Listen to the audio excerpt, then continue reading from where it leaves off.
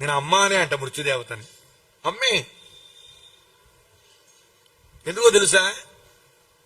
మనం మంచివాళ్ళం అయితే, ఇది గుర్తుపెట్టుకోండి దయచేసి అందరూ, ఎవ్రీ పర్సన్ మనస్సులో పెట్టుకోవాల్సిందే. నిజానికి ప్రవచనాలు అవి కూడా అండి వేరే అన్నాను కాదు, 60 ఏళ్ళు దాటిన వాళ్ళు కాదండి, 16 ఏళ్ళు వచ్చిన వాళ్ళు వినాలి. వాళ్ళు కనుక వింటే ధర్మ మార్గంలో వాళ్ళ యొక్క మనస్సు ముందుకు సాగుతుందండి. కనీసం 60 ఏళ్ళు దాటిన తర్వాత విన్నా ఇంకా అటువైపు పోకుండా గనక మంచిగా సాగితే మంచిదే. టికెట్ కన్ఫర్మ్ అయిన వేళ మంచి స్టేషన్లో దిగుతాం, చెడు స్టేషన్లలో కాకుండా. అది పరిస్థితి, ఇదండి పరిస్థితి.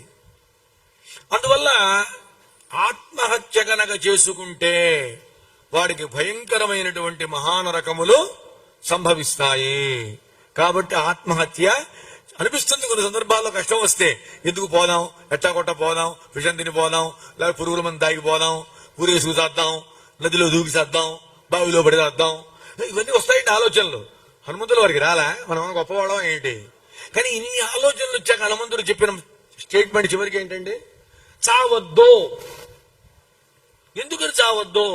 ఆ చావు అనేది నిన్ను వెతుక్కుంటూ వస్తుంది. ఒకరోజు నిన్ను వెతుక్కుంటూ వచ్చేటువంటి చావు కోసం నువ్వెందుకు వెతకడం?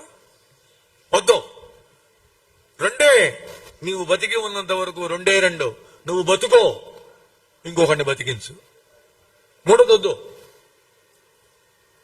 అయితే ఇందాక మనవి చేశాను నేను, మనకు ఒక 60-70 వచ్చిన తర్వాత, అన్ని పనులు పూర్తి చేశాక, భగవద్ధ్యానం చేసుకున్న తర్వాత అటువంటి మహానుభావులైన వాళ్ళు ఎలా ఉంటారు అంటే, ఇందాక నేను చెప్పాను, కృతకృత్యా ప్రతీక్షంతే మృత్యుం ప్రియమివాతిథిం. చాలా ఇష్టమైనటువంటి అతిథి, బంధువు, స్నేహితుడు మన ఇంటికి వచ్చేవాడు సమయానికి రాకుండా ఆలస్యం చేస్తే వాడి కోసం ఎట్లా ఎదురు చూస్తామో, కృతార్థులైన మహానుభావులు మృత్యువు కోసం ఎదురు చూస్తూ ఉంటారటండి.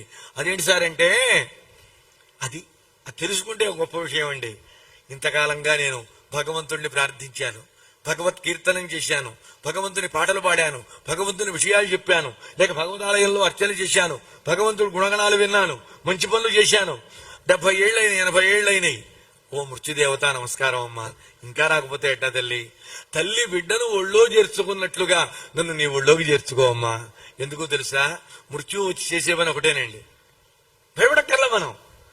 మన శరీరమునందు ఉన్న జీవుడు శరీరంలో ఉంటే ఈ లోకంలో భోగాలు ఇవన్నీ చూస్తున్నాడు, అనుభవిస్తున్నాడు, అవునా? ఈ శరీరము నుండి బయటపడ్డ మరుక్షణం వాడు దివ్య శరీరాన్ని పొంది నేరుగా వైకుంఠానికో కైలాసానికో వాడి ఇష్టం, వాడు ఎవరి భక్తుడైతే అక్కడికి వెళ్ళిపోతాడు. మరి అక్కడికి వెళ్ళాలి అంటే, పరమేశ్వరుని దర్శించాలి అంటే కైలాసంలో, వైకుంఠంలో నారాయణమూర్తిని దర్శించాలి అంటే, లేదు అమ్మవారిని మణిద్వీపంలో దర్శించాలి అంటే శరీరం ప్రతిబంధకం జీవుడికి. ఆ ప్రతిబంధకమైనటువంటి జీవుణ్ణి శరీరము నుండి వేరు చేసి నాన్న వెళ్ళిపో అని పంపించేది ఎవరండి? మృత్యుదేవత. ఈ మృత్యుదేవత ఎవరు సృష్టించారు? బ్రహ్మగారు సృష్టించారు. అందుకని ఆమెంతటా ఆవిడ వచ్చి ఒళ్ళోకి తీసుకునేంత వరకు ఆవిడ కోసం ఏ ప్రయత్నాలు చెయ్యకూడదు. ఇది హనుమంతుల వారు చెప్పిన మాట. చివరికి ఎన్ని కష్టాలైనా రాని, ఎన్ని ఇబ్బందులైనా రాని, ఎదుర్కో, ప్రయత్నం చేయి, కష్టపడు. అనవసరంగా మనస్సుని మాత్రం కష్టపెట్టకు. ఫిజికల్ గా ఎంతైనా కష్టపడు, మానసికంగా కష్టపడద్దు. వినాశే భగవో దోషాక, నువ్వు మరణించావా అనేక దోషాలు సంభవిస్తాయి.